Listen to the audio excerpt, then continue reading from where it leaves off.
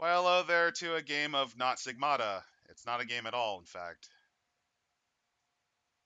This is very much a game. It's the game of life. And with the episode we're about to have, we just lost it. I'm Adam, and I just realized I always seem to lose life on Saturday. I'm Alabaster, the +1 level adjustment unicorn, and this might get a little rough.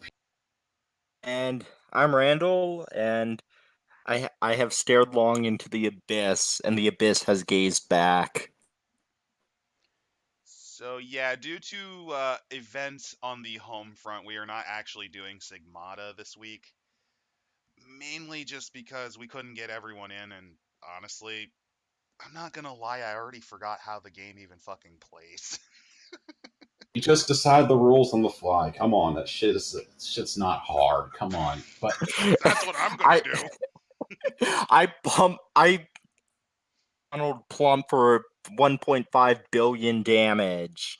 No rules say I can't do that. That exposure you hit me with, that didn't happen. It never happened. Fuck you, Dad. anyways, getting back on topic. So assholes. What are we looking up today? You know how every tabletop group has a set of homebrew that they like to use a lot of? Exactly. In fact, in the campaign we're going to be playing shortly. In fact, we're going to play test a couple of our homebrew classes.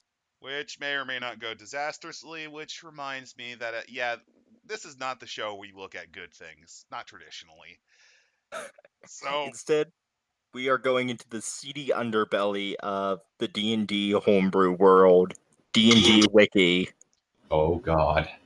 yeah, DnDwiki, I don't know why. It's just, I'm assuming a lot of people go to the site and it generates a lot of clicks, but if you're ever curious or you're new to D&D and you have to just look up something, this is the website you usually run into, and 9 times out of 10, it's not going to give you anything official. It's just going to be homebrew. It's the deviant art for tabletop role playing. That's actually a very apt description, complete with horrible fetishes. And today's horrible fetish we're looking at, I don't give a shit that it's rated as an April Fool's article. It's clearly not. Is the Dominator. Designed perfectly for 3.5e and designed perfectly for getting you kicked out of a group of non-perverts.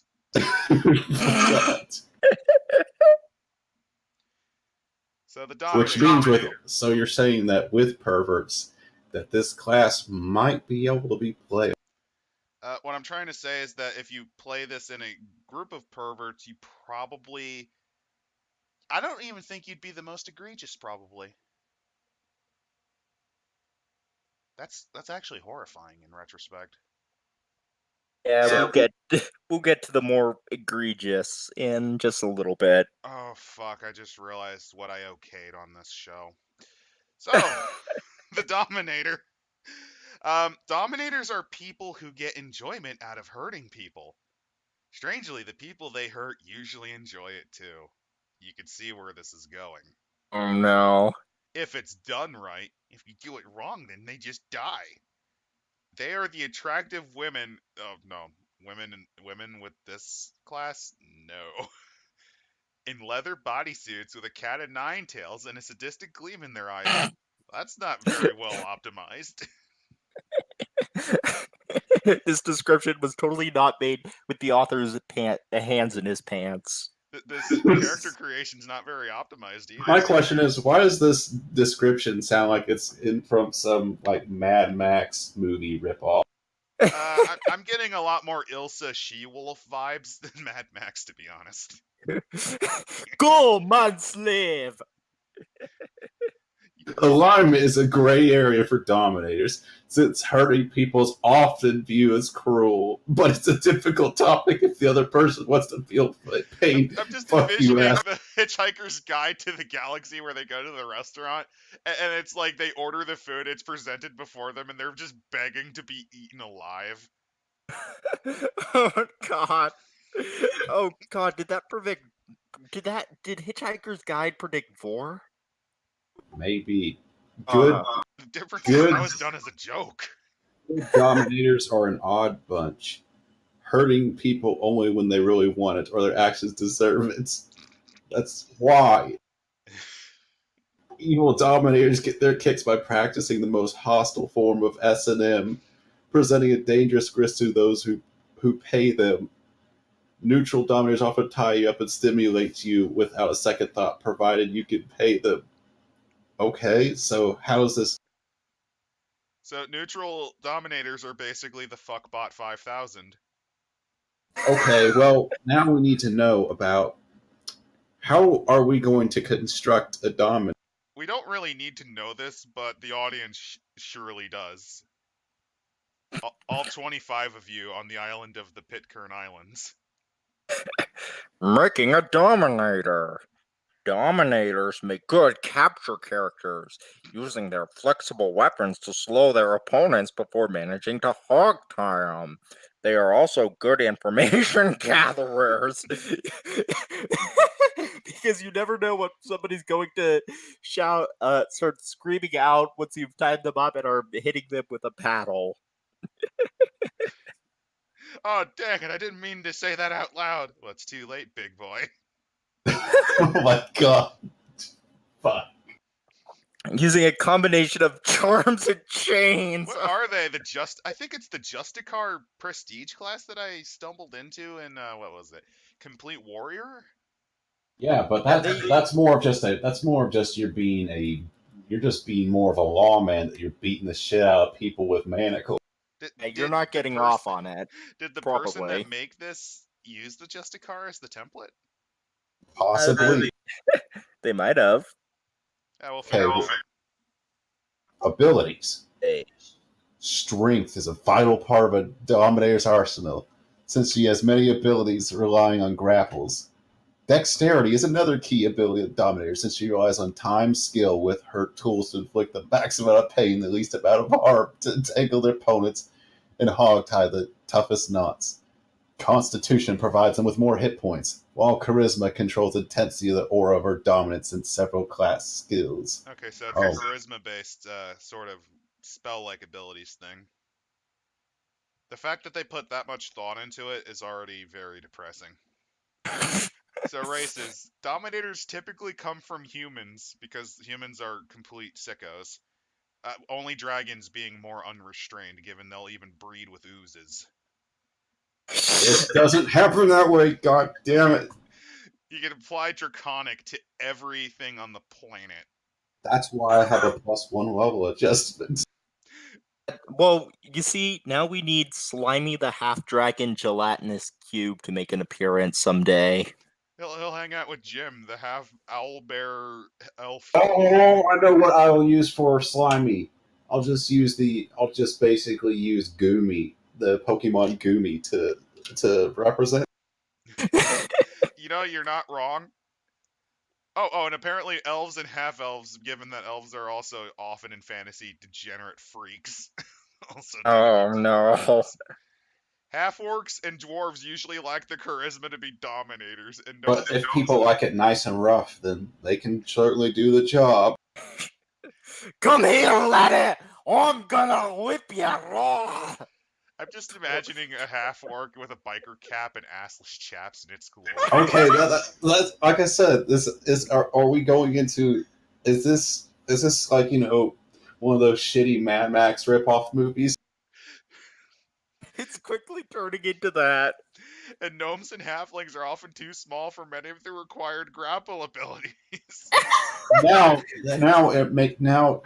game, you're now degenerate. You're now challenging me to optimize a halfling dominant. Well, no, this is the user who made this clearly denying pedophilia while angering the pedophiles who would totally make this character. Alignment. Most dominators are lawful aligned, keeping in with their in charge attitude, but this is not required. In fact, a chaotic dominator can be even more exciting than a lawful one. Starting cold 6D 4 times 10 GP. Okay. Well, all right. Time for you to help explain this stuff. So basically, the Dominator gets an average hit die, which that's fair enough. Yep. They have a 3/4. They have 3/4 base attack bonus. So at the end of 20th level, they'll only get 3 attacks. They have a.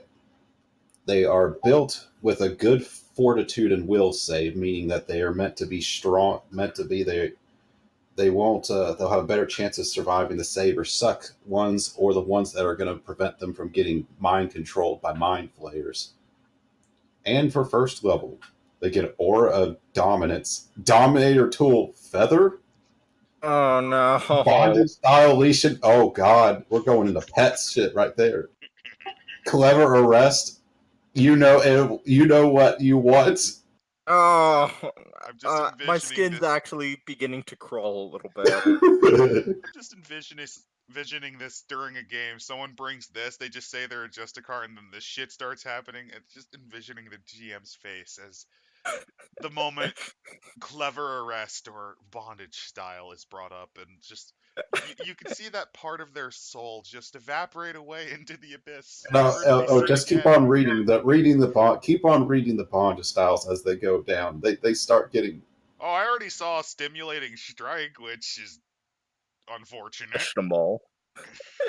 Entangling strikes. Bondage style handcuffs. Oh, wax therapy. Lovely. Stimulating strike 1d2 and hog tie. Dominator Tool cigarettes. Ooh, we're getting Cigarettes okay. exist in this world. Submissive. Oh boy, submissive companion. We get a gimp. Damn it, we get a. Gimp cohort. You have like the druid, like Woodwind the druid. It's an elf that with like her bear companion. You got Jethro the human wizard with a parakeet as his, and then you got Maynard with the gimp No, slave. no, no, no. Here's what I'll do. I'll play the. I'm going to be basically playing the cop. My idea is to play a cop, like from Pulp Fiction. Have the get. Oh, come on, get it. Bring out the.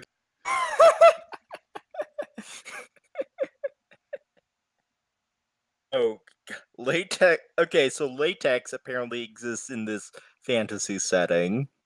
and you have to wear it as underwear. Is it like the Mormons? Is it magic underwear? I hope it Maybe. is. Let's see. Simulating bondage spreader bar. Chain bikini chick female or dominance male. It actually links to something. Bondage style straight jackets.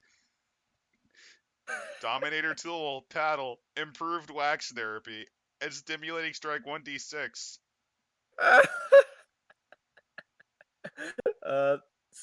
Bondage, distracting cleavage, or utter dominance. Is the dominance just showing the bulge through the pants? Stimulating strike 1d8. Bondage style pony girl. Yeah, Oh no! I highlighted that one. Oh, they get improved hog tie, so it's better than the Justicar. Rough punishment 1d6. Dominator dual riding crop. Bondage style Shibahari. That's some weeb shit. I'm just now envisioning. God, I'm envisioning it like a shonen anime. You have this dude dressed up in nothing but leather. Bondage style Shibari. Oh god, is this one of the Naruto filler episodes to where they go into a ninja sex dungeon? I seemingly remember. I might be confusing this with Inuyasha because it's been ages since I've seen either. But I think there was a villain who specialized in using hair as rope. Let's see. Bondage style suspension, greater hog tie. Oh, it's not just improved hog tie. Ooh. And a capstone, we get stimulating strike at 3d8 and cattle prod as our dominator. You can make a cattle prod in this fantasy setting. Well, yeah, Okay, you just use classic. some duct tapes, a thunder stick, and then I don't know, the gnome named Jeffrey as this pole, and there you No. go. Here's what you do: you take a wand of lightning bolts, and you just simply stick it up someone's asshole, and then just activate. There you If I remember right, wasn't there a person who fucking died when they did that with a taser gun? go. Okay. Probably. Class skills. Surprisingly, wow, that's a lot of skill points. I'm impressed Six they plus. realize they have auto hypnosis. Sorry about that. What, are they a psionic class or something like that? Wait, they automatically get craft leatherworking because of course they do. Escape artist, handle. Oh God, we're getting some kinky shit right there. Heal, knowledge dungeoneering, knowledge local, use rope, and use magic device. But no psionic device. How sad. I wanted to use a psi crystal as a dildo. Damn it! I demand a re. Manifest an astral concept made entirely out of spooge. Why the fuck not? Wait, no, wait. Does this mean that if you take an item familiar with this, that you take a vibrator as your item familiar for? I'm just imagining a Gimp Golem, which is made out of nothing but leather and spikes, and it just gives out muffled noises. God damn it. What, is the Gimp Golem eventually going to appear in one of your campaigns? No, I'm vetoing that now. Gimp golems will never appear. Weapons and armor proficiency. They're proficient with all simple weapons and light armor, but not shields, as well as the whip, scourge, spike chain, whip dagger, garrote, whip, wire, net, bolas, and man catcher. Oh, that's a weapon that I haven't seen used. Oh, man They catchers are a type of spear thing, yeah. Yeah, usually they're used for arrest. Usually used for arresting or trying to, get people to enslave them or something like that. Yeah, they're like a one of those reacher grabber things that you see fat people using, but with spikes on the inside. Yeah, usually catch poles would in medieval terms catch poles would use them. I'm just now envisioning a horribly obese dominator in this class using a rag on a stick. Oh no! It's a poisoned rag on his stick with his ass drippings. Let's see. Simulating strike. When a dominator may make an attack of opportunity, she may choose to use a simulating strike with one of her dominator tools in place of her usual attack. The attack deals the indicated damage of her dominator tool, see below, as well as the indicated strength damage listed above. Wait, that's strength damage? Holy shit! Oh! 3d8 strength damage. Holy shit! All ability damage inflicted by a dominator recovers at a rate of 1 point per round. Okay, so it's not as bad, but It's still. like you get knocked down to 0, you're on the floor, you're done. An reflective character opponent may make a fortitude save, DC 10 plus damage dealt plus Dominator's charisma modifier to negate this damage. That's actually Uh, horrifically balanced. That's actually surprisingly balanced. so you can't whip the Tarask into submission. Oh God! If you get lucky enough. Oh wait, no. I think isn't a Tarask also immune to stat removing damage? Because I know there's some critters that are immune to that sort of thing. It might be. I'd make it that way if I was going to stick Godzilla onto someone. Clever arrest, trained with grappling opponents who appear stronger than she is. One treated as one size category larger when determining grapple modifier. So That's fair enough. Goliath and this. Oh, you can easily destroy huge size creatures with that. Oh, also you missed the greater stimulating strike, which allows you to pick either strength or dex. and it takes Oh. even longer to recover. Oh. No, you want it. The Dominator adds her charisma bonus to grapple checks. So basically, this is a reaping. Basically, this is the fetishized version of the reaping mauler as well. I'm getting a lot of that vibe because of the obsession with pain. Hogtie.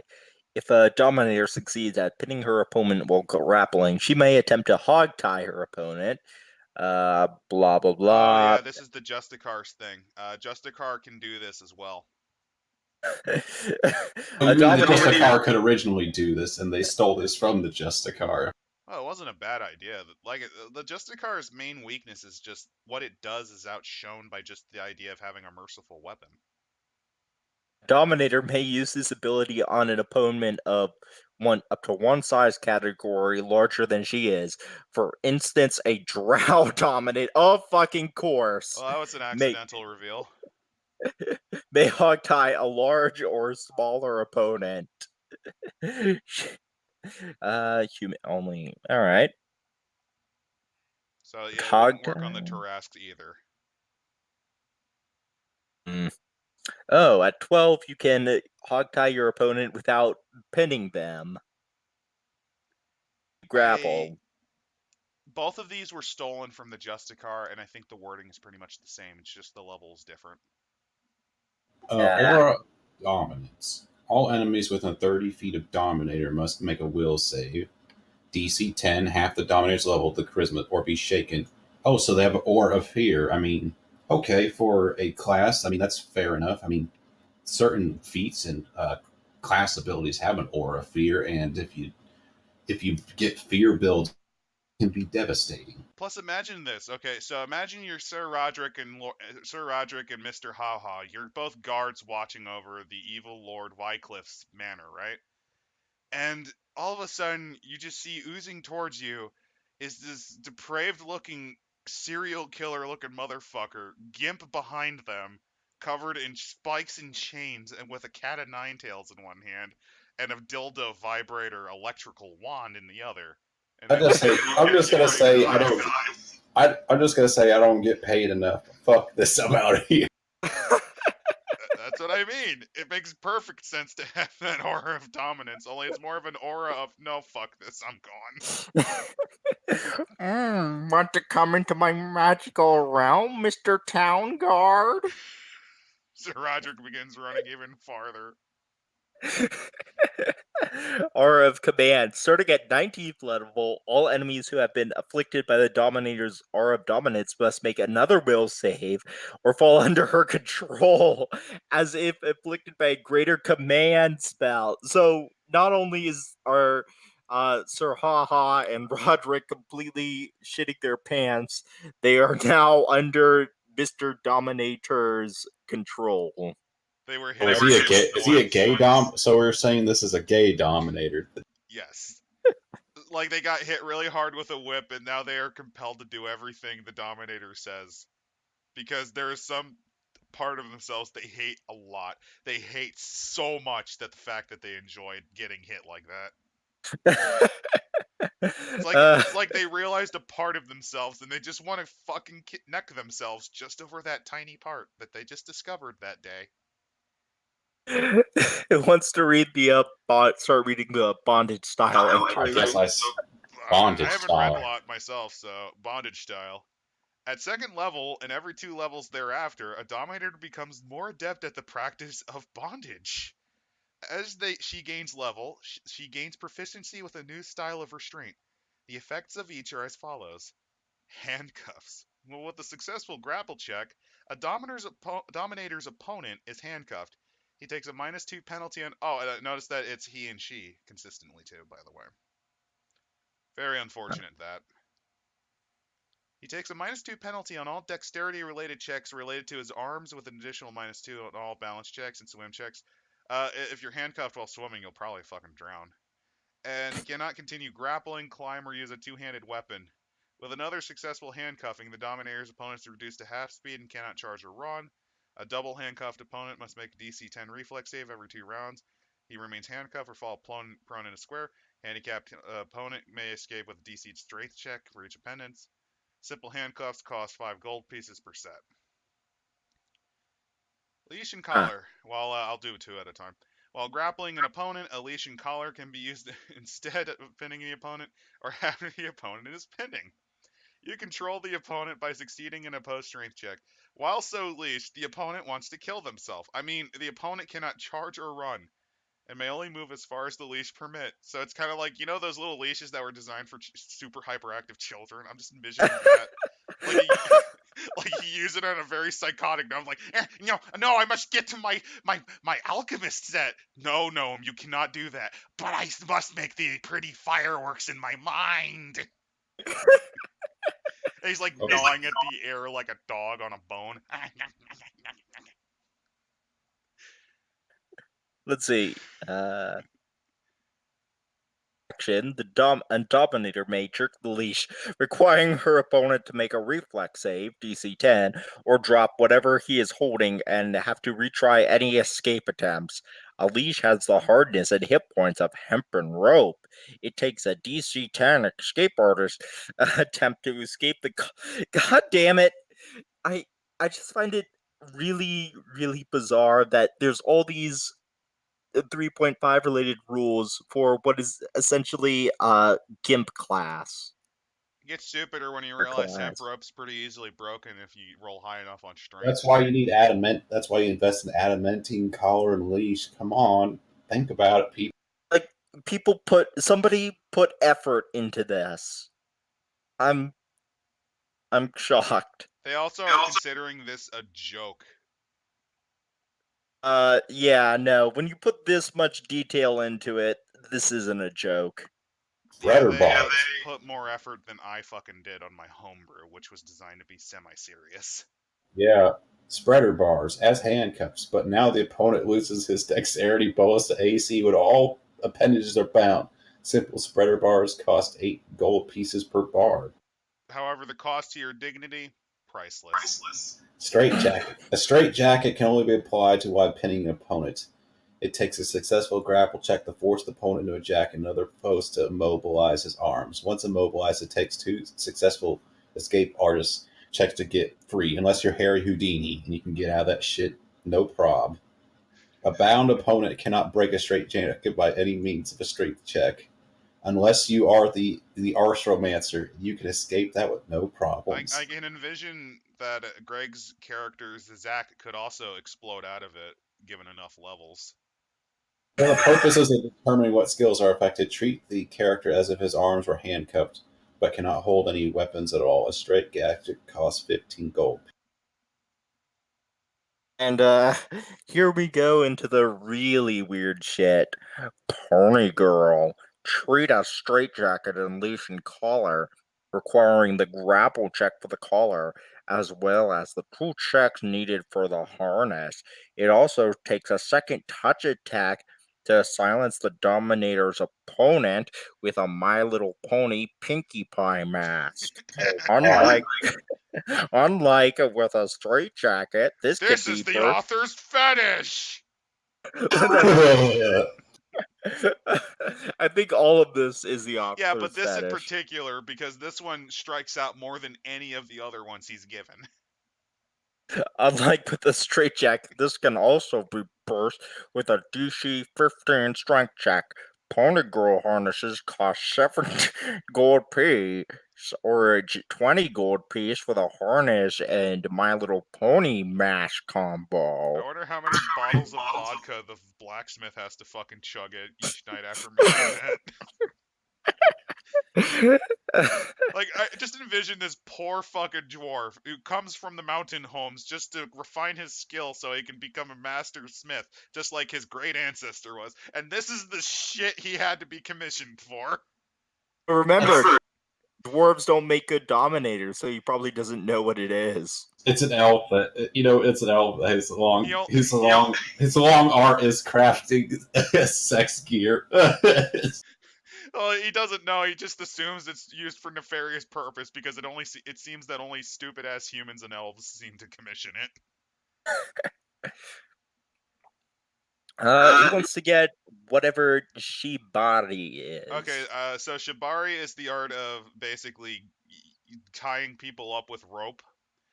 Essentially, an Oh. improvised harness made from 1 or 2 long ropes, shibari is a technique designed to stimulate all sensitive areas of the body, while at the same time restraining the submissive. It takes a full round action to bind an opponent. It takes only 6 seconds to do that. Okay. Okay. Who must be either willing or helpless. A dominator may exchange this for a coup de grace attempt. Oh! Damn, that's some. We're getting. I attempt to shibari the lich. Okay, Randall. If we did a dungeon, we did that to your lich. How would you feel? Do you feel like that he'd have so much shame that he would self destruct his own file act? I think at that point, I'd be just like, okay, game over, rocks fall, everybody dies. Be glad that this didn't happen in the Temple of the Frog God. Just be happy about that.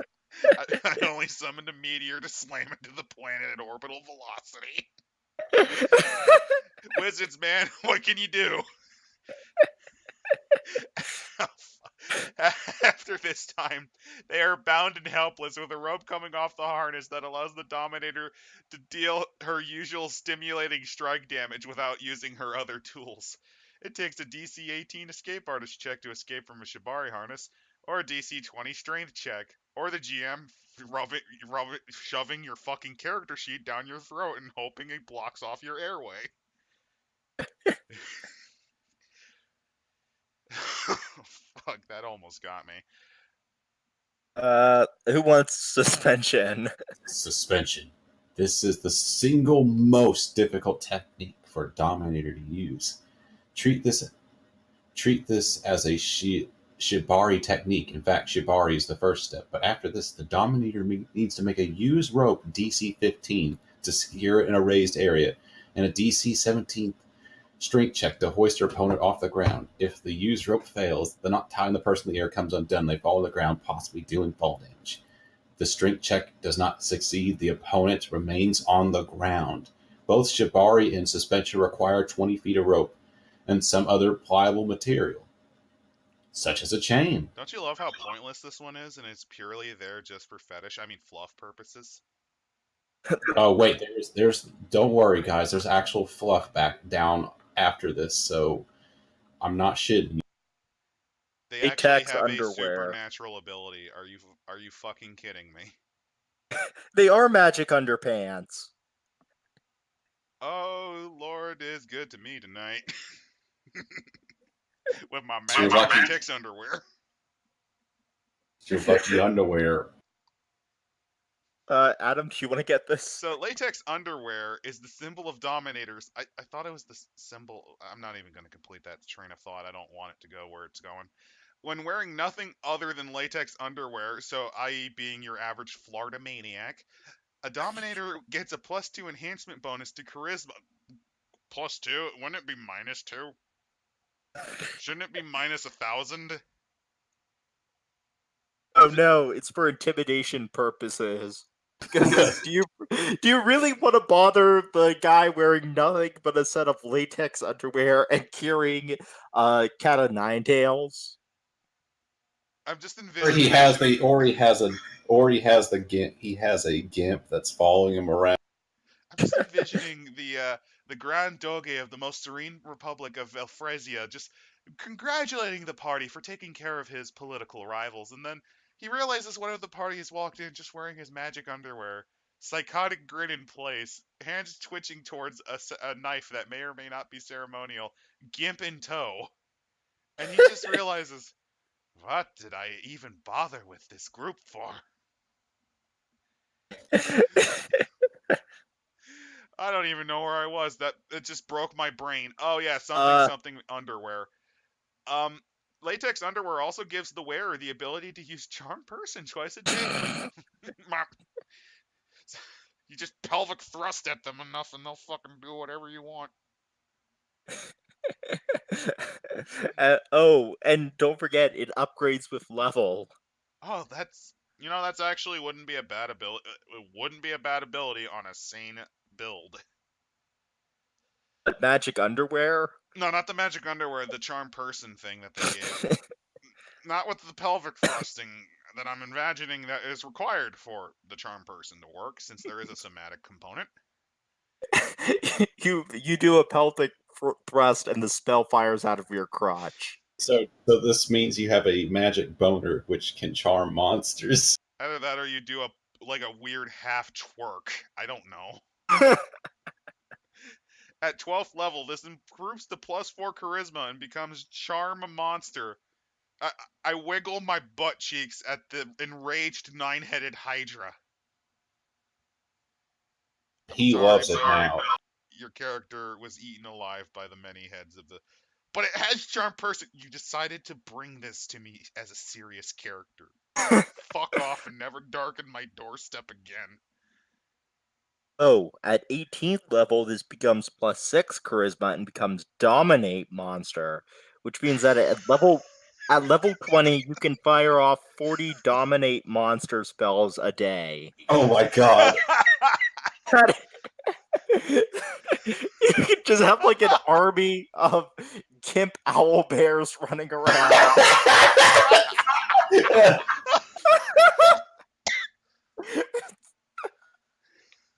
Oh god, where do we go from here? God damn it. Chain Bikini Chick. Female Dominator gains the Chain Bikini Chick. I'm gonna open this link. Hopefully it doesn't result in boobs. Boobs? It is... Wait, this is a real feat? Oh, no, it's a homebrew. Okay, so... You need a charisma of 15/female when wearing barely more or less than a sheer bikini, no armor bonus to AC. You gain a luck bonus to your AC equal to your charisma bonus. Anyone who does not find your race and gender attractive may ignore this effect, as do creatures with an intelligence of less than 3. You gain a +4 fortitude saves against extreme weather conditions. So, they actually encouraged a thing here. A homebrew in its homebrew. What's the bet that the guy behind the Dominator class made the chain bikini feat? Odds approach 1 the more we read this. What if this was a group collaboration to make this class? That group probably ended up the same way as the Gate to Heaven cult. Or do you think... No, this is... You know how it all ended? You know the scene in Event Horizon, what happened as they looked at the footage? I think that's imagined what happened after they got done making... Yeah, but the difference is they enjoyed it when they went to hell. And they want to go back. Dominance, a male Dominator adds his strength modifier as a natural armor bonus to AC and also gains a +4 bonus to port saves against extreme weather conditions at 7th level. So basically the same as the chain bikini thing. I was joking about showing off the bulge. God damn it. Okay. Do you like my bulge? Thrusts at the elf. The game master just like side is like, fuck it, I'm done. The game master by that point just handily takes out a bottle of bleach, looks at it with adoration, and begins chugging. he just goes to casually get the he goes to casually go into his night drawer to get the 357 and just casually just shoot himself in the No expression. Everyone's just baffled and then screams when he does it. And yet, in spite of all this, you see a smile as he finally finds peace. Distracting cleavage. A female Dominator gets distracting cleavage as a bonus feat at 11th level. Let's see what garbage this... You need a con of 13 and Chain Bikini Chick to get this.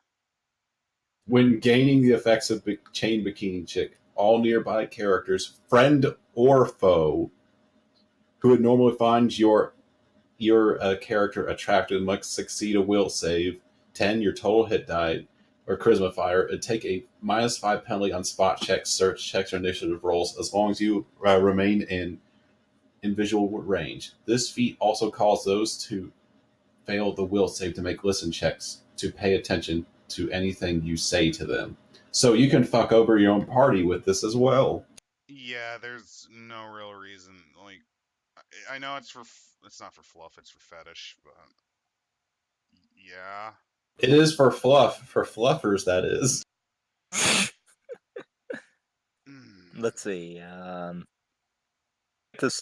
These next few. So, Submissive Companion, aka the Gimp cohort. I'm skipping utter dominance. I don't care. At 5th level, Okay. it's basically adding strength to intimidate and blah blah blah. My bulge is scary. At 5th level, a Dominator gains a Submissive Companion, aka a Gimp. A Gimp usually has some sort of tie to the Dominator, be it marriage or just really kinky dating. So you bring your husband or wife along for the fucking ride. This ride down to hell. Probably. I don't know, maybe you're going down there to scare the shit out of Asmodeus. Who knows? Wait a Submissive. minute. Does this? Wait a minute. I know. Now this makes me wonder. If you all follow JoJo's, there's one character that's like this absolute sadist guy, and he actually has what almost looks like a gimp as his partner. Do you think that if we made him as a villain in D&D, that we would use the Dominator class? Oh. Oh I God. wouldn't. I wouldn't. What's wrong with you? So anyway, on to the horrible sex thing that we're reading together as totally normal human beings. A submissive companion should be treated as a cohort, so basically like a dog owned by the druid halfling. But it does not detract from the number of cohorts or followers a dominator may have, or nor does his death influence the dominator's leadership score. So, What?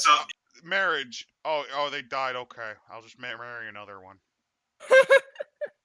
They just grow on trees. They're like bark, I think. I don't know. It's broken. I need to get a new one. A submissive is usually a humanoid with class levels.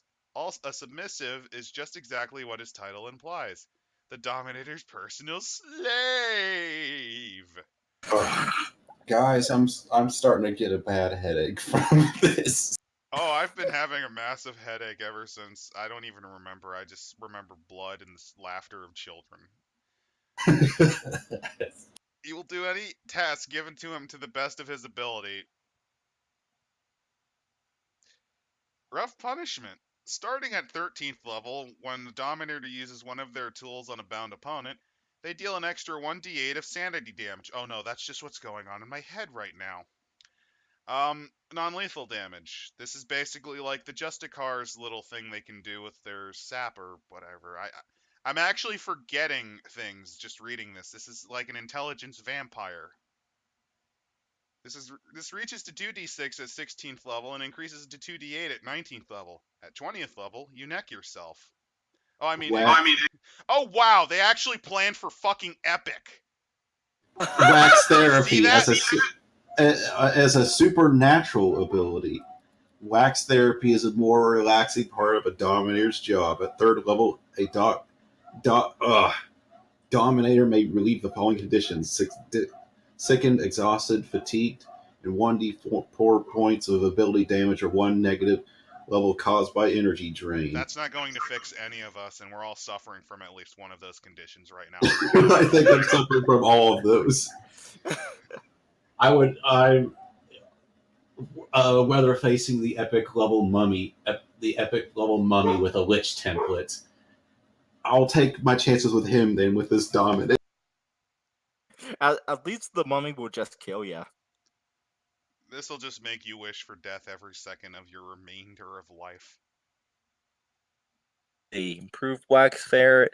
Oh, and here we go with the tools.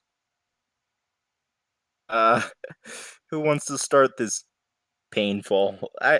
Do we actually really want to go on with this, or are we just gonna skip to something more, a little more? Well, you do know that dominators do have a safe word, so Yeah, we're going for the safe word.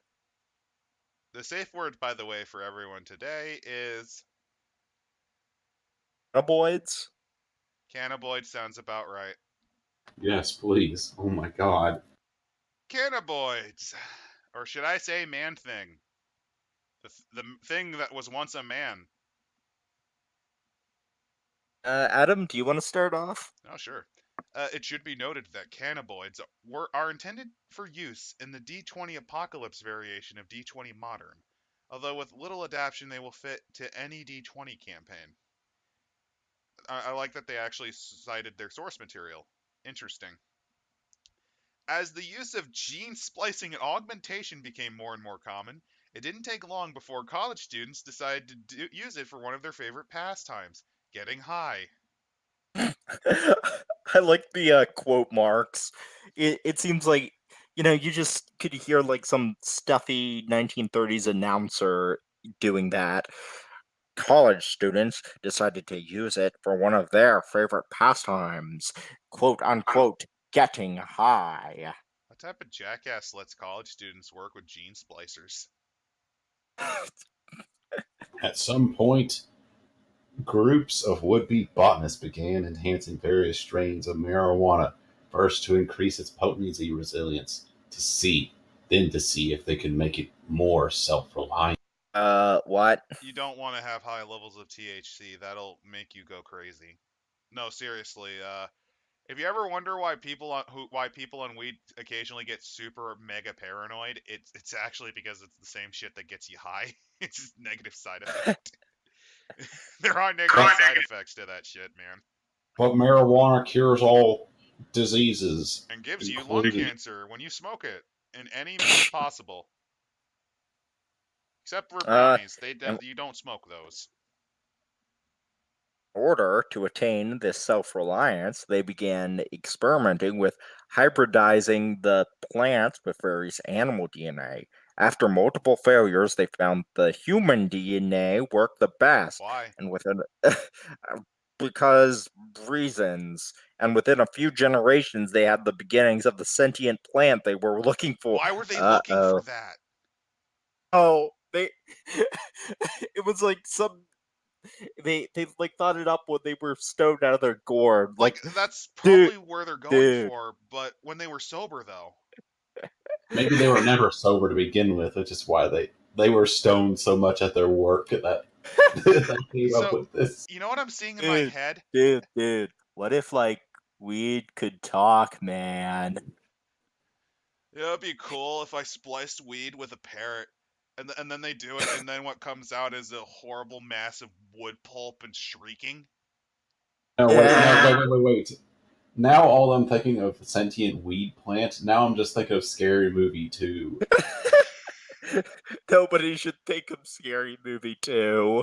It's not that bad. It's when we start It getting is to pretty Scary bad. Movie 3, getting 3 and 4, it gets really bad. Joke's on you. All of them were bad. Let's see. Oh, Oh, the final shortly after wars. the Adam, you want to read? So shortly after this success, and by success I mean drug-fueled psychosis, the final wars befell the world, and the plants were left to fend for themselves. Now, as generations have passed, the plants have evolved into the humanoid form of the cannabinoid, i.e., man-thing. With this evolution, they have also gained higher intelligence and formed a society for themselves, probably more organized than the potheads who made them. A society based on a seclusive contemplative life with little use for technology or the things of the past. Oh, so they're annoying Luddites. So yeah, they've turned into a society of hippies. So is this a hippie pot commune that's in its full self-actualization? Probably at this point. Adult cannibaloids stand between 8 and 15 feet tall, so they're large, well, upon often weighing between 300 and 500 pounds. Kind of light for their weight, their size. Typically, they resemble hulking humanoid forms, comprising of. I don't know why I was thinking of fecal matter for some reason. I'm not. Because this homebrew is shit. Similar to that of highly compressed marijuana buds. Their eyes resemble reddish-black spears and have no eyelids of sort. As well, cannabinoids have no mouth or nose whatsoever, although they appear to have the latter because of huge vine-like growth that bisects their faces. I'm too lazy to fucking actually draw this thing. Also, they also lack conventional ears of any type. They're missing a lot of commas. Oddly enough, they closely resemble the comic book superhero Man Thing from the 20th century. Actually, I saw it Cannabinoids off. are able to communicate with each other and other biological sentients by using a form of natural telephony. Mo- oh, damn Sigmata. Most cannabinoids also have various color striations throughout their bodies. These stria range from bright green, yellow, red, or purple. I just realized that Man Thing is kind of beckoning out, like, no, don't read any more of this. It gets worse. But we are going to forge ahead. Thank, See just how much worse it gets. Okay, dude. So like cannabinoids feed like other plants, they don't like eat Doritos like you and me. So like they use sun water and light and nutrients from the soil. They got a keen natural ability to find like the richest, dankest soil with like the best growing conditions. did Oh you my just say god. breast? With the breast growing yeah, dude. Yeah, dude. Uh, Sorry, you have the titty dominator on the mind, Randall. At least it's the titty one and not the one that will violate you with the electrical dildo from hell. Al- Although they can be like fully active in the night, most cannabinoids prefer to root into the ground and like snoot, do a plant nap. Some even spend their downtime floating in shallow pools of murk-filled water.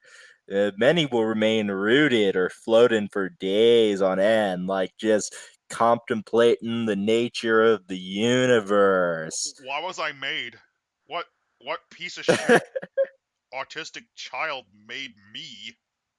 Sounds like now you're making it sound like now it's becoming a tragedy on par with the original series of the original television series of The Incredible Hulk. Why, why was I married to suffer? Because a bunch of drugged out college students got access to the genetics lab. Oh. Others, others Oh. wander the immediate area, like examining things and pondering them for like hours on end, like I do with the lava lamp on my desk. Just see it go up and down. It's like, whoa, dude, how does it do that? Like the universe is so goddamn magic, bruh. Various contemplations, they will like commune with each other about their musings with their telepathic abilities. So, after that long-winded take, once per year, any cannabinoid can allow themselves to be germinated. That is all sentient and non-sentient cannabinoid plants. Oh, so they're non-sentient. So you actually have bestiality in their society. Lovely. So anyway, the cannabinoid plants begin releasing pollen, and during that time, they can choose to reproduce by cross-pollinating with another cannabinoid, sentient or not. Wait, can Oh we add? no. Does this mean that we can add the half dragon template to a cannabinoid? No, but we can add bestiality to them since they are able to plow non-sentient cannabinoids. Oh boy. Uh, If they accept germination, they produce 1 to 4 large seed pods. These pods look like golf ball sized greenish black spheres. Each seed has a 25% chance of growing into a fully mobile and sentient cannabinoid. The others become non sentient bush like plants that form into thick, heaping pillar shapes. These non sentient cannabinoids are tended to and looked after by the other cannabinoids and are treated as full members of their enclave. so so it's like literally Grandpa from Texas Chainsaw Massacre, but a giant hunk of weed. They Yeah, like just keep him in the attic and bring him down for dinner. Not only that, but it also, like, 3 out of 4 of them are just born dead, basically. During the reproductive cycle, each non-sentient cannabinoid in the surrounding area has a 50% chance of becoming germinated. Non-sentient cannabinoids that become germinated will produce 1 or 2 seed pods. Each of these has a 25% of growing into a fully sentient cannabinoid, and this writer put way too much goddamn thought into this joke of a character sheet. Sentient cannabinoids remain non-sentient and immobile for the first 2 years of their lives. At that time, they have reached to a height of about 4 to 6 feet tall and are able to begin moving about. That's fucking terrifying. These young cannabinoids have some of the basic memories and knowledge of its parents. They quickly learn more of the world around them as they begin communicating with the rest of the enclave. Oh no, they are sentient that remain non-sentient and immobile. Okay, so they're all born brain dead for 2 years. Cannabinoids are asexual, having neither male or female divisions, so they can fuck themselves. Much Ugh. like ourselves after reading this. Sentient cannabinoids live for approximately 150 years, while non-sentient cannabinoids live for about 75 years. Reading this dry shit will only live for about 1 year. Sentient cannabinoids are able to reproduce starting from the age of 2 years until they're about 70 years of age. Man, that's a lot of fucking time. Not gonna lie. Non-sentient cannabinoids begin reproducing around 2 years of age and will continue to do so all through their lives. When a sentient cannabinoid dies, it roots itself into the ground, becoming much like a non-sentient cannabinoid. Most will continue to exist in this form for about another 50 years or so before slowly withering and decaying into the ground beneath it. Non-sentient cannabinoids begin withering as soon as they die, rotting in the ground within a few years. While volcanoids can see perfectly well in both light and dark with their unique eye structures, and they are able to send sound vibrations from their world around them through the complex nerve structures that embed their bodies, they have problems detailing with other non-cannabinoid beings as they rely upon telephony as their main form of communication. Spoken words have little meaning to them. Any creature attempting to convey something to a cannibal by speech alone will find that only the most simple of ideas can be expressed to them. Even then, it often takes exaggerated physical mimicry of the ideas, pretending to eat from a plate to show the concept of food in order to drive the point home. Unfortunately, many species do not like or are frightened of telepathic communication. Therefore, if a cannabinoid initiates contact with them, they will react negatively. Because, I mean, I'd react negatively if a 15-foot high pile of weed just started screaming into my mind. Well, actually, it'd probably be more like you're walking in the forest late at night, getting berries for your potions later in the day, and then all of a sudden, this 9 foot tall behemoth strides up to you, lumbering with tendrils dripping from it, and then you just hear "sup, bruh" in your brain. You don't know where it comes from. All you know is screaming. While I have problems with the spoken word, cannabinoids are fully capable of associating particular sounds with certain events, i.e., gunshots, thunder, vehicles, etc. This is a lot of goddamn detail for a fucking joke race. Yep. Most cannabinoids prefer to spend their time in solitude, admiring nature, thinking about how any particular thing relates and interacts with the world around it, i.e., they're hideously goddamn autistic. And sometimes this may involve other sentient creatures or possibly technological creations. Often those instances will result in the cannabinoid interacting with a non-cannabinoid. The outcomes always varies depending on how the encountered species reacts to the cannabinoid. By nature, cannabinoids express a curiosity about the world around them and have no concept of privacy or personal space, like goddamn Kender, only 8 foot tall and always high. Fucking nightmare. Now, now I've got an account. Oh, wait a minute. Can a cannabinoid take up class levels of a dominant? Oh no! You I breached it. You went too far. I will Wait, at that level, erase you. if you do At miss this significance. level, do we basically become the horrifying trees from the evil? No, the fact that you already thought of that makes me want to erase you from this episode. Sorry, this goddamn trash already. We haven't been already through this, but it's melted my mind. Yeah, I'm not gonna lie, I'm about ready to jump to probably the worst thing in the world. I'm Campaigning. fine with that. There's Okay. a before we go, here's a pothead admiring the skull of a man. Alas, poor dude, I knew thee well, who those most bodacious means gave me this stick and this snake that I talk to every day. And Wait, does this mean with the cannabinoids that one of the most sacred objects is like is a water pipe is one of their most sacred Oh artifacts? no! It's like no. They treat it as like an ancient instrument of torture.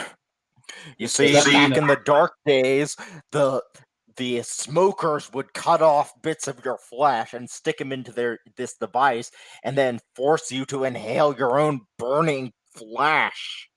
this mean the grow? Oh, so a sacred device to them would be the grow lamp. Would be the grow lamp for them. They have like a shrine of grow lamps. And they just call it the most bodacious artifact. Oh my god! Honestly, in like a in like a in like a non-serious apocalypse game, like a Gamma World, this could be like a little amusing side tribe. It's not the worst thing in the world. Yeah, I actually no, don't mind the idea of a plant race, but not so flagrantly a bootleg. yeah. Not to mention it's fucking made of marijuana. This is look at it. Seriously, think about it. I mean, hopefully, when you think about something like this, you're putting clown shoes on your in whatever D20 game you're playing. Speaking of clown shoes, allow me to introduce to you the worst goddamn thing in the world, now that I know it exists. The Vor class. Oh no. God is dead, and this class killed him. No, that was the life drinker, but this thing killed the life drinker, so. Oh God! So the devourer is any warrior who knows that limitations of the body can be pushed further by yes, by consuming those who were your equals or better. By the way, this is not an April Fool's joke. This This is person actually this has no April Fools on it. someone sat down and looked at this and said, "Yes, God." Okay, we have to read the. Let's. I like that the homebrew page almost reads like a disclaimer. This page was created by a user of DnDwiki. It's not official content. Talk to your DM master before you use it. So Randall, Yeah? I have something wrong in my head that makes me want to make this.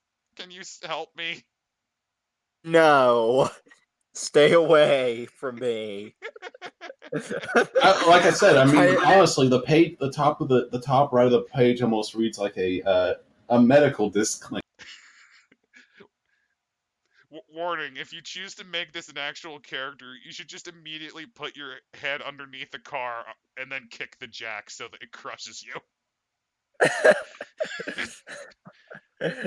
So, who wants to read about how to actually make a devourer? Okay, so yeah, I can read this in the chart because I already noticed some bullshit with the chart.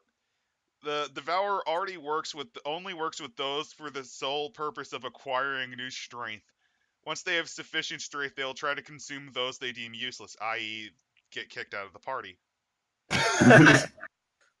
Abilities. Constitution and strength are the most important skills for their survival? Question mark. Oh god, I'm definitely getting non-English speaker vibes from this. I'm getting Is this Abby a from Brazil? first homebrew. Is this? Oh, no, I want to think this is a Brazilian on the D board that made something like. I like the idea that they've been playing D&D since like first edition, and this was their chance. This was the thing that they most wanted to create. Why? Because I like to make my soul hurt with such revelations. So races. Races. Any race that has the swallow whole ability. That's an actual fucking ability. It's not any. No, really, race has that. It's usually monsters, and more. It's kind of like it's more like the nom nom monsters. Like, holy shit, I'm about to get fucking wasted by these. Getting Yeah, wasted by this it is purple. SRD. So yeah, so you can only do this if your DM okays monsters from the monster manual as playable. Oh, however, any class that is feral will work. So I'm assuming catfolk are allowed to do this now.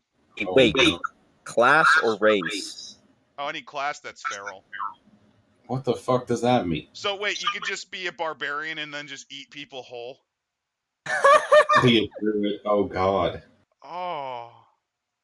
Oh no. There's no required abilities either. You can just enter in this as is. There's no pre-RC. So yeah, just imagine level 1. I'm assuming since this guy's probably a furry catfolk barbarian that will devour. Please, no, please. True, it would be lupine probably. Lupine. Ugh.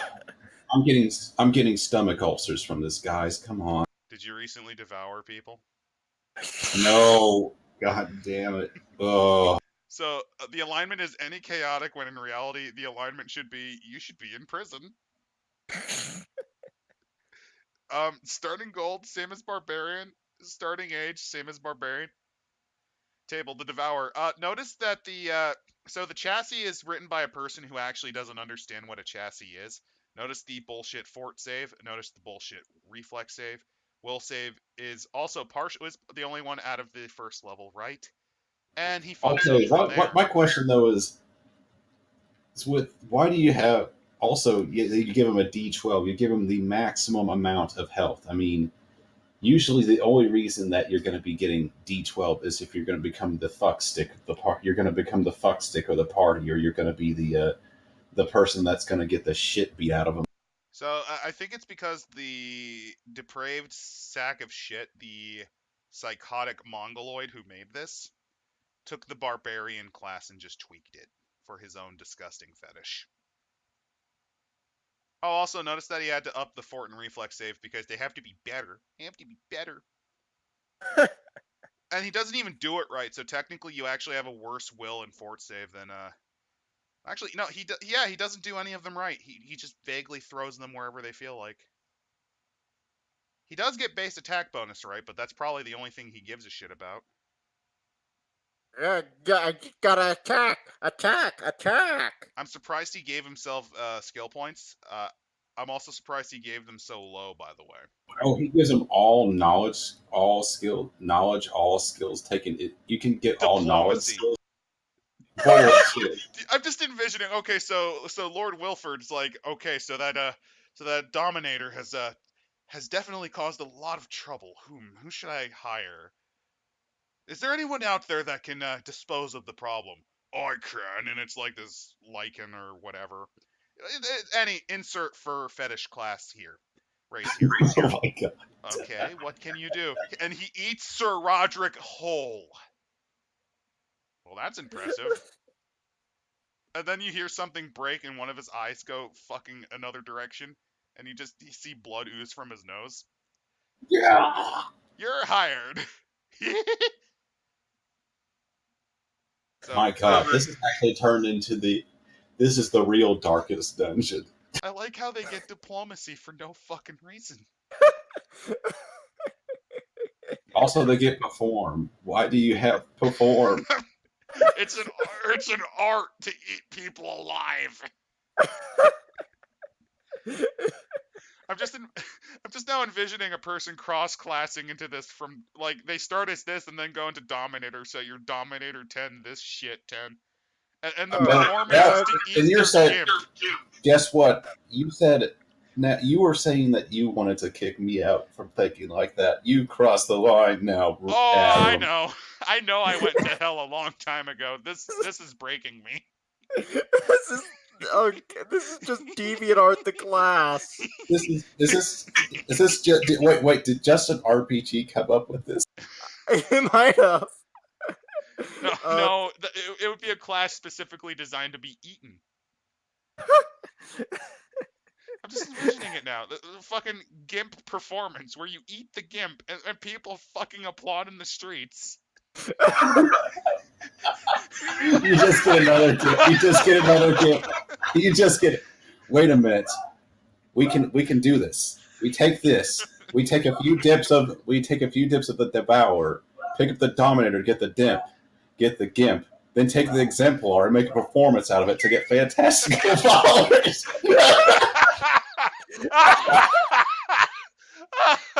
Oh God.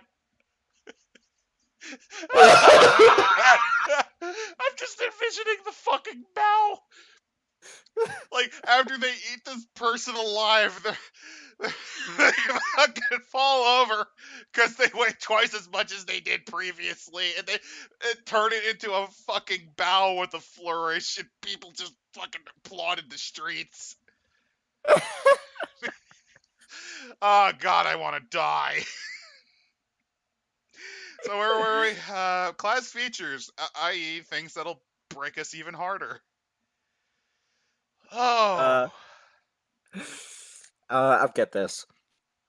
Improved swallow whole. A devourer may swallow a creature up to its own size category, unlike the normal swallow whole ability. It can contain within itself one creature of its own size and double that for many for each size smaller a creature is. So this asshole has a macro fetish too. Swallowed creature is considered to be grappled, while the devourer is not. Well, that sounds a bit bullshit. Swallowed creature can try to cut itself free with any light slashing or piercing weapons. A creature that attempting to do this must deal half of the devourer's health to escape, or it can just try to escape the grapple. With that, like with the strength bonus that you're supposed to have, no. Also, half health, isn't that a little horseshit? Shouldn't it be like DC 10 plus this thing's strength plus half level or something? No, my question though is, what happens if we do this and we go against the Arstrom? Let's devour face us off against the Arstromancer. I'm just envisioning by the third round, people's eyes just start to bleed. This is when. Wait. Oh, is it blood coming from my eyes? Oh, okay. Yeah, it's great. Stop thinking, brain. Cows go moo. Oh, I fucking, I both enjoy and hate this thing so much. Let's see. If the swallowed creature escapes the grapple, success puts it back. Okay. If the swallowed creature escapes the grapple, success puts it back in the devourer's mouth, where it may be swallowed again. So you're like reaching up, grabbing it. Fuck. What's the thing at the back of the little dangly thing at the back of your throat? Uvula, and just pulling yourself out like a rope. Cartoonish. Just the fact that, like, the solution to this is to just slit their goddamn throat while you're being dragged down. Coup de grace that fucker. You're in a lot of sensitive areas. See, while in a devourer's stomach, the swallowed creature takes 3d6 bludgeoning damage and 2d6 acid damage per round. Jesus Christ, did they get this level 1? Yeah, that's a bullshit ability. That's not even counting if you take, like, if you're going like Savage Species stuff where you get things to improve effect damage. Yeah, and you just have to be a feral class, which that's up to whoever is setting this up. Yeah, this is definitely Babby's first D&D class. Hopefully Babby's. How about Babby's? This is Babby's last. This was Babby's last D&D class. Oh god, let's hope so. I hope they're buried right next to Jimmy Hoffa. I mean, given how they seem to be, given that I'm going with your theory that they're Brazilian. I mean, maybe they got killed in a drive-by in like a cartel shootout or something. I hope the police violently murdered them while they're hiding in a favela. Oh, God. don't want them around anymore. I'm sorry. It's not a problem. It's not a problem. Oh, you don't what? You don't like these absorption abilities? After the devourer swallows a target, it begins to absorb them to gain no abilities as followed for each Oh, type. thank God they're only really autistic. I don't want them dead now. They're just big Kirby autists. No, they are. Look at what you get out of it. Yeah. That helps a little bit. That Okay, so they're only cripplingly autistic, not just complete and utterly insane. Oh, at this point, There's a no, bit they're of a probably difference. insane. True. Oh, never mind. I'm seeing some disgusting things down there. Okay. No, they're completely insane. So for Apparition, you gain 1d4 tentacles that each deal 1d8 damage for medium. Increase dice size per size increase? Question mark. Wait, do the question marks mean this motherfucker had an editor? Was that the editor going what? I think he was like question mark. Maybe I should improve this at some point, and he was just too lazy to actually go back. What's worse, the fact that he's too lazy, that he noticed it and was too lazy to fix it, or the idea that someone proofread this? I think whoever proofread this probably. Oh, So, oh, animal. Oh, um, lovely. You just consume your beloved pet dog, and you gain this ability. You may now make a full attack action when you charge. In addition, as a swift action, you can jump up to half your base movement speed. I don't know how you gain that power, but okay. Constructs. You gain damage reduction X blank, whatever, where X is equal to 2 plus the number of HD the construct had. What does that even mean?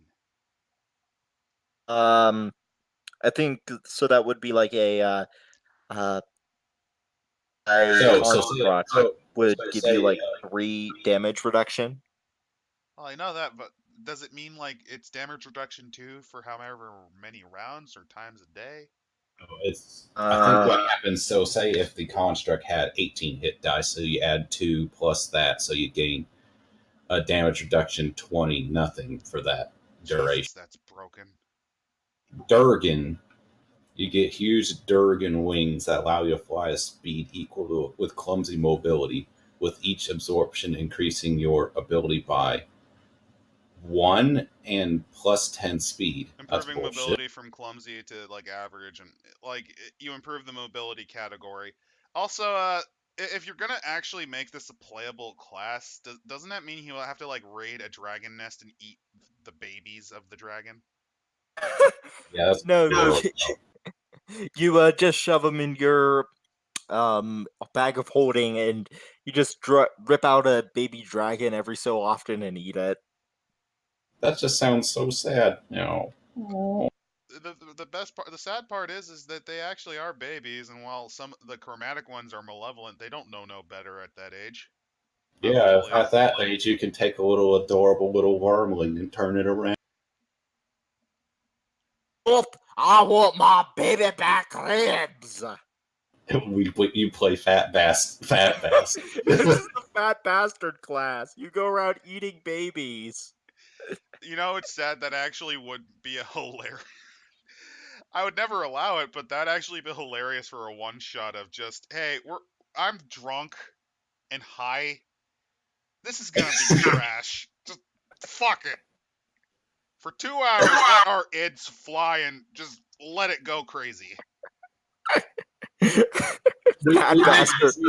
We may eventually, you may eventually in Dice Scum see the worst campaign ever. You may see the worst campaign ever. Is it bad? I kind of want to slip this bullshit in, like when we play Sigmata. That this is my power. I eat.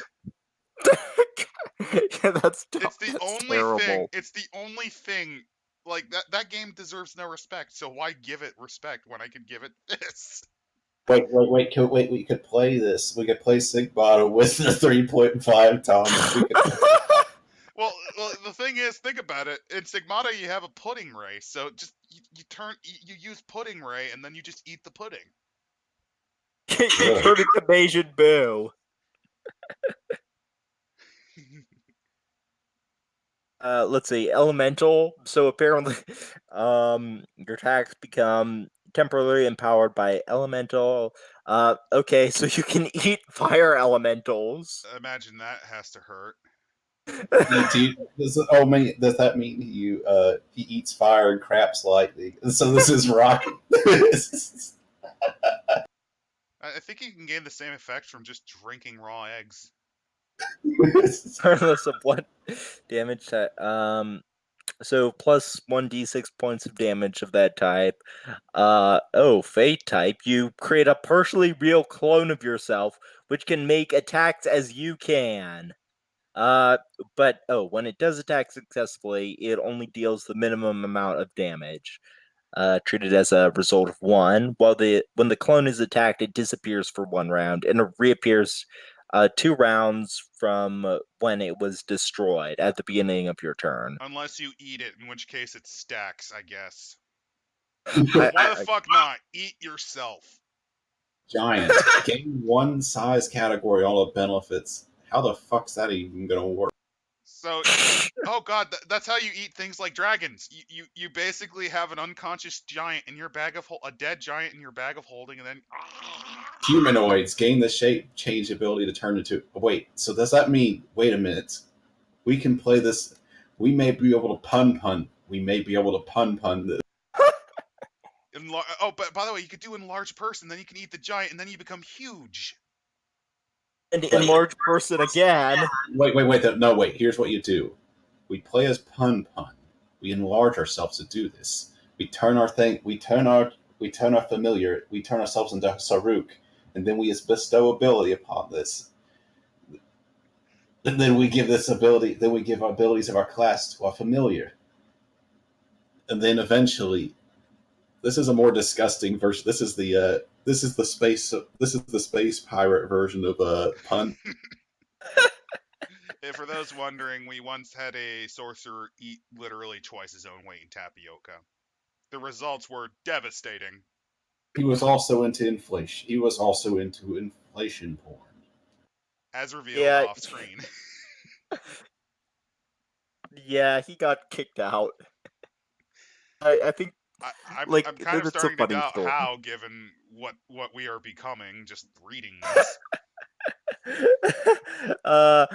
You can eat oozes, and you get vomit powers after eating oozes. Oh, you can do up to 20d6 acid damage. You basically just you the fly a person. You just vomit acid and their flesh dissolves from their face. Outsider, you gain the dimension door ability.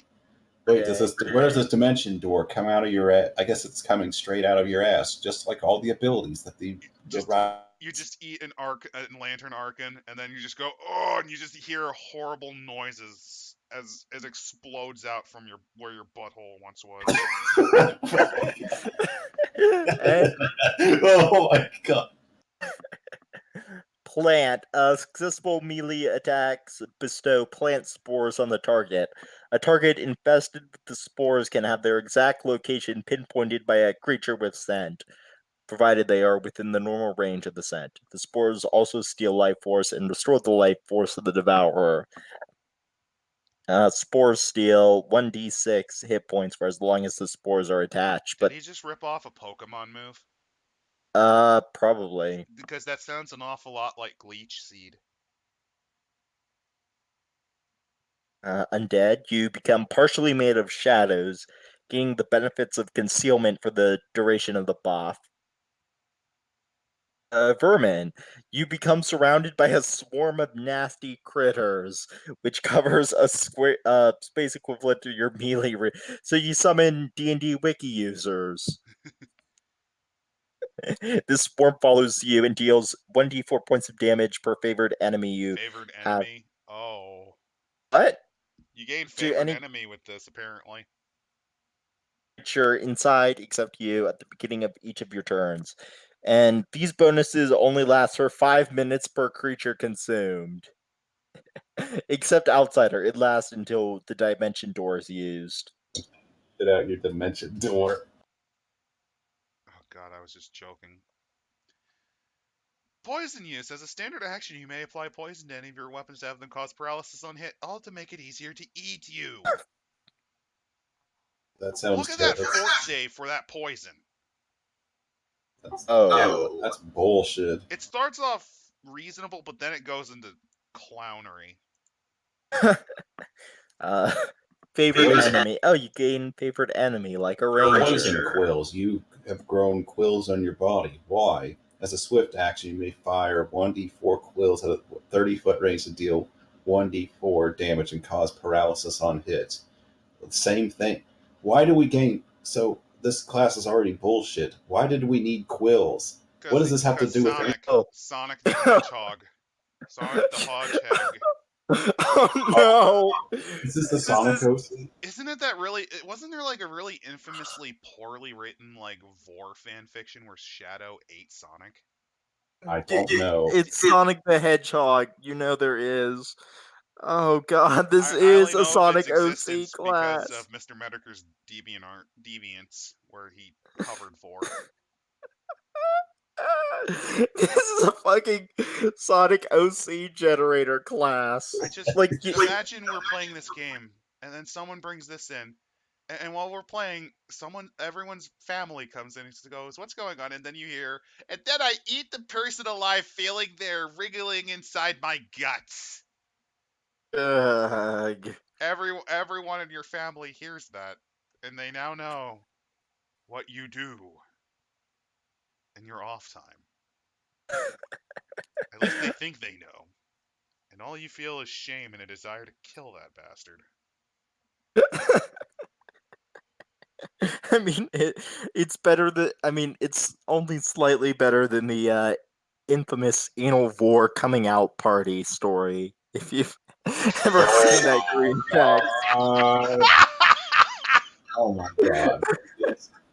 That's where people were even like, no man, don't say shit about But I've gotta.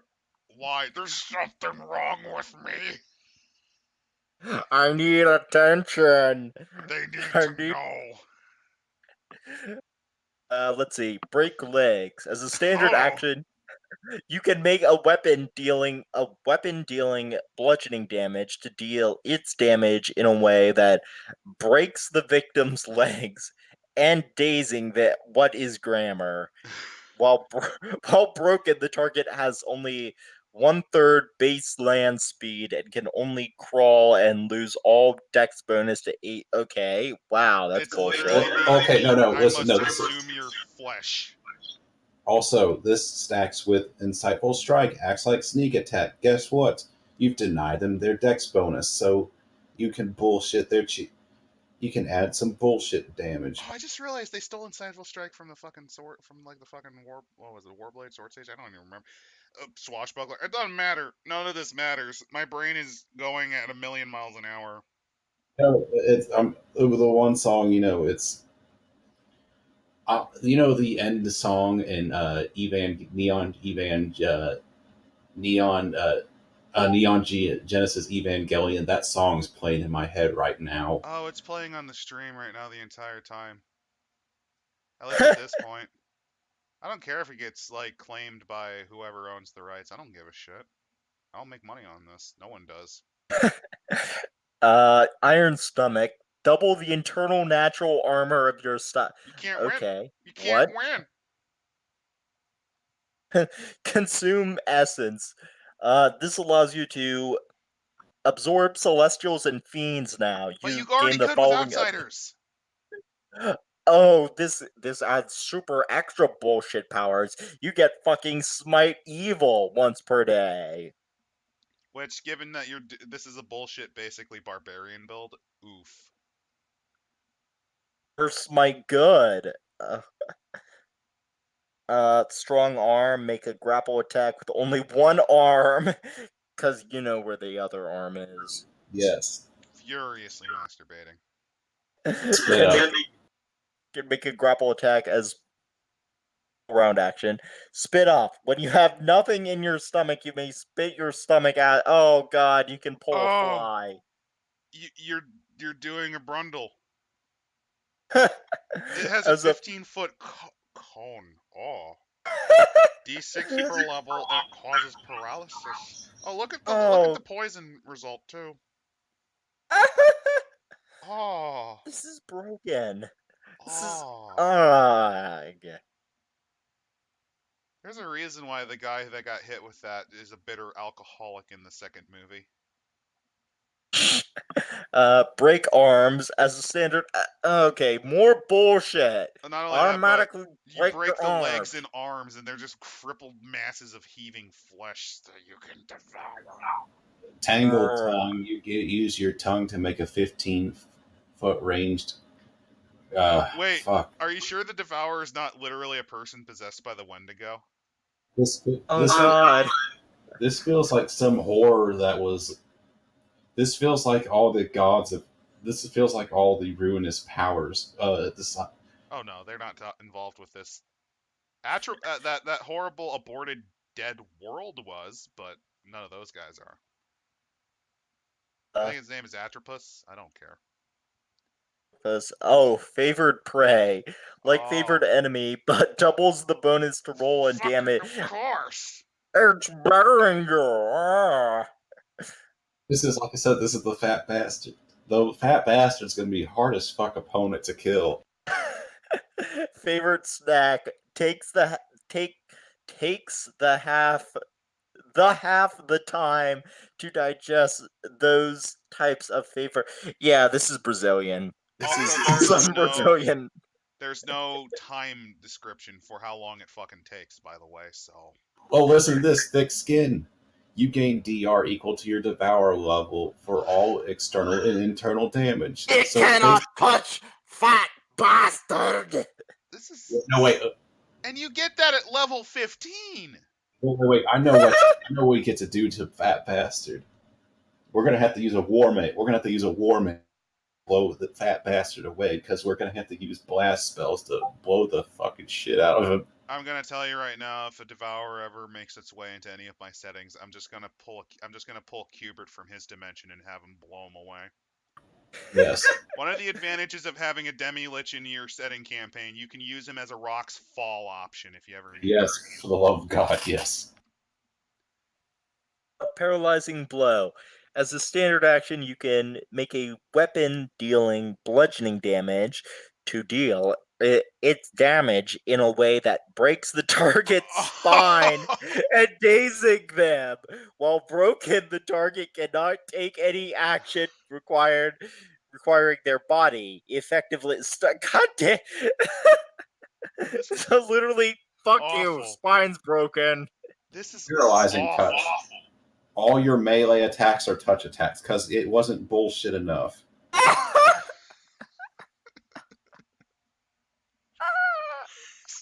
Yeah. Okay, so yeah, where do we go from here? Can we go anyplace else except hell after this? Oh. I don't think there's anywhere else to go after this point. There's My other soul things is I dead. have available, but not after My, this. my soul's dead after this. There's nothing left. So, since we actually read through things, do we even give ratings to this? I guess which one was the most tolerable? I mean, sadly, I thought the Dominator at first was completely degenerate, but God, the Dominator is much more fucking palatable than this. Like, the Dominator is degenerate and creepy, but It's at functional. least it's competent. Also, it's At least- it's surprisingly balanced for what it is. You guys are taking the harder option. I would have just went with the fucking cannibaloids. You can do something with them to a degree. Yeah, like a post-apocalyptic tribe of weed mutants. Like, Or they're like- dressed in like old Or no. regalia. One at a time, please. My idea well, would be they're no, sorry, you go, Randall. Then I'll have my idea. Sorry about that. And there's stuff you could do like that. Like all their death cars are Volkswagen Beetles and vans, all spray painted with garish colors. They all have like old Rastafarian wigs on and uh big aviator glasses. Like that could be a fun little side tribe. My idea would be something akin to Fallout, to like you go on a spirit journey and then you see the pot, and on the spirit journey, the potmen are guiding you, and you must help them in the spirit realm. I was thinking in terms of a general setting, they could be a specific type of shambling mound that has gained sentience, courtesy of weed. Basically, the weed is what happens when a wizard's experiment goes a little crazy, and they're a subtype of shambling mound that is sentient. Or you can do mutated weed people. You would use these guys kind of as a mixture of comedy and, or if you want to do kind of like a weird monster in the swamps sort of thing. Like it's a weird monster that's terrorizing the village, and then when you find out it's actually just a pothead that is constantly, regularly asking about the universe with its mind. So yeah, like there's a scale of roughly competent and actually useful to mechanically competent but really creepy to God. competently made and absolutely horrifying. Just like DeviantArt. So, in this order, a cannabinoid could actually see some occasional use somewhere, maybe. Dominator, fuck no, unless it was a drunk game, I would say. Like, Like I mean, never, if I never wanted go to, drunk. I would if I made the dankest, if I would ever do the dankest dungeon stream, I think the Dominator would be one of the bosses that you have to face. Or alternatively, if we do that, we could pick garbage homebrew. If that's the case, I want my race to be cannabinoid just so I can mentally project in my mind. So, like, why do you guys build with rocks and stuff? Because doesn't it take a lot of work? Why don't you just hang under the trees, man? That saves you from all that water from up in the sky. How does it get up there anyway? I mean, it'd need a little bit of refined mechanics and probably not as much bullshit since I saw poisonous skin, but you know, LA2 race or something. Like, see, that could be fun. The Devourer can go fuck itself, and I was joking a bit with the whole dead thing, but I hope they don't have access to their computer anymore. Yeah. It was stolen from them from the various Brazilian cartels, who then saw the computer and decided to destroy the computer after many cartel members started bleeding from their eyes. They performed an exorcism on it. They had to get the shaman. They had to get the shaman from like the secluded Brazilian tribal village. They tried a priest, but the priest just came out of it just like completely spiritually dead and just killed himself a week later. Father, it's Father Jesus. Not even he could exercise that. The God has truly abandoned us. We must, if God has abandoned us, then we must turn to the old ways. And they go to like deep within the Amazon River basin. They stumble upon a wise man who has suffered 50 years of torment. And then he looks at it and goes, "I know what must do." He grabs a fucking rock and smashes it until it breaks. The deed is done. And then he just licks a frog and just lies back tripping balls. Probably seeing the cannabinoid. He's gonna astrally project to the cannibaloids and hang out with them. I'm just I'm just envisioning instead the elder snaps his fingers and half of the cartel members become cannibaloids. I don't feel so good. No, now in real D&D, I want to run the spirit shaman class. I want to run one where he like half the time's licking a toad to get his spirit to speak to his spiritual toad.